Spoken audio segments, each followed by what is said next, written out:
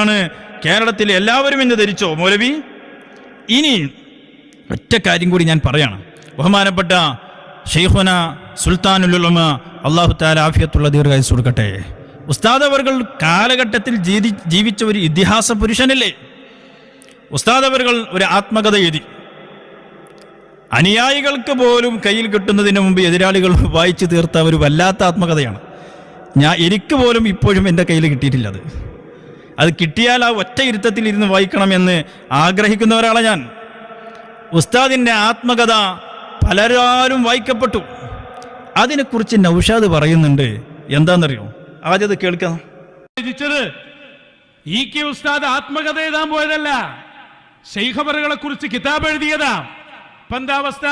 ശൈഖവറുകളെ കുറിച്ച് എഴുതിയ കിതാബ് പിൻവലിപ്പിച്ച് സ്വയം ആത്മകഥ.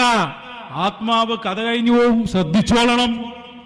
എന്താ ഇവിടെ സംഭവിക്കുന്നത്? എന്താണ് ഇവിടെ മനസ്സിലാക്കുന്നത്? അപ്പൊ ഞാൻ പറഞ്ഞു, കുത്തുബുല്ല ഇവിടെ മനസ്സിലാക്കുന്നത് ഒന്നുമല്ല. സുന്നത്ത് ജമാഅത്തിന്റെ വടിയിൽ നിന്ന് തെറിച്ചുപോയ നിങ്ങളുടെ ആത്മാക്കളുടെ കഥ കഴിഞ്ഞുപോയി. നരകത്തിലേക്കുള്ള പോക്കാണ് മൗലവി പോകുന്നത്. എന്തേ ആത്മകഥ എഴുതാൻ പാടില്ലേ? ആത്മകഥ എഴുതാൻ പാടില്ലേ? എണ്ണിക്കോ, മഹാന്മാരായ അയിമ്മത്തുകളിൽ ഇമാമുകൾ 10 പേരെ ഞാൻ എണ്ണാം. സ്വന്തം ആത്മകഥ രചിച്ച ഇമാമുകൾ 10 പേരെ ഞാൻ എണ്ണാം. നമ്പർ 1 ഇമാം ഗസാലി റളിയല്ലാഹു അൻഹു. ഗസാലി ഇമാം റളിയല്ലാഹു അൻഹു ആത്മാവിന്റെ കഥ കഴിഞ്ഞോ? ആത്മകഥ എഴുതിയതുകൊണ്ട് ഗസാലി ഇമാമിന്റെ ആത്മകഥ അൽ മുൻഖിദ് മിനൽ ളലാൽ, അവിടുത്തെ ആത്മകഥയുണ്ടതില്ലേ. ഇനി നോക്കൂ, ഇമാം അൽ ഉമാദ് അൽ ഇസ്ഫഹാനി, അവിടുത്തെ അൽ ബർഖുശാമി എന്ന ഗ്രന്ഥം. ഇനി യാഖൂത്തുൽ ഹമവി, അതുപോലെ തന്നെ ലിസാനുദ്ദീനുൽ ഖതീബ്, ബഹുമാനപ്പെട്ടവർ അൽ ഇഹാത്വ എന്ന കിതാബ് തന്റെ ആത്മകഥ രചിച്ചിട്ടുണ്ട്.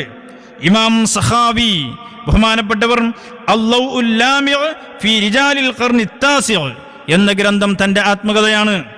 ഇനി നോക്കൂ നിങ്ങൾ, ഇമാമുന സുയൂത്തി റഹ്മത്തുള്ളാഹി അലൈഹി, അവിടുന്ന് ഹുസ്നുൽ മുഹാദറ ഫീ അഖ്ബാരി മിസ്ർ വൽ ഖാഹിറ എന്ന ഗ്രന്ഥം അവിടുത്തെ ആത്മകഥയുണ്ട്. ഇനി നോക്കൂ നിങ്ങൾ, ഇമാം അബ്ദുൽ വഹാബ് ഷഅറാനി റഹ്മത്തുള്ളാഹി അലൈഹി, അവിടുന്ന് തന്റെ ആത്മകഥ രചിക്കുന്നു ലത്വാഇഫുൽ മിനൻ വൽ അഖ്ലാഖ് ഫീ ബയാനി വുജൂബി തഹദ്ദുസി ബിനിഅമത്തില്ലാഹി അലൽ ഇത്ലാഖ്.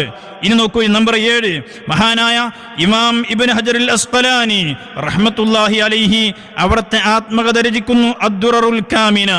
ഇനി നമ്പർ 8 ഇമാം അബുർ റബീഉൽ മാലിക്കി. 9 ഇമാം ഇസ്സ് ഇബ്നു ജമാഅ. 10 മുഹമ്മദ് ഇബ്നു മുഹമ്മദ് അൽ ജസ്രി റഹ്മത്തുള്ളാഹി അലൈഹിം അജ്മഈൻ. ഇങ്ങനെ എണ്ണിയാൽ എത്ര ഇമാമുകളുടെ പേര് നമുക്ക് വായിക്കാൻ പറ്റും? സ്വന്തം ആത്മകഥ എഴുതി എന്നതുകൊണ്ട് എന്ത് കുറ്റമാ മൗലവി പറയാനുള്ളത്? അപ്പോ ബഹുമാനപ്പെട്ട നമ്മുടെ മഹത്തുക്കളായ നമ്മുടെ പണ്ഡിതന്മാർ, നേതാക്കൾ, അവരോടുള്ള അസൂയ മൂത്ത് അവരിൽ നിന്നും എന്ത് കണ്ടാലും കണ്ണടച്ച് നിഷേധിക്കുക എന്നതല്ലേ നൗഷാദെ താങ്കൾ ഇപ്പൊ ചെയ്തുകൊണ്ടിരിക്കുന്നത്?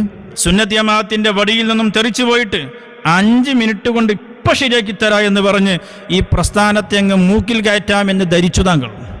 പക്ഷേ ഇത്രയൊക്കെ ആയിട്ടും ഒന്നും ചെയ്യാൻ കഴിഞ്ഞില്ല എന്ന ആ നഷ്ടബോധത്തിൽ നിന്നുണ്ടാകുന്ന അസൂയയുടെ കിരണങ്ങൾ മാത്രമാണ് ഇതെന്ന് ഞാനിവിടെ പറയാൻ ആഗ്രഹിക്കുകയാണ്.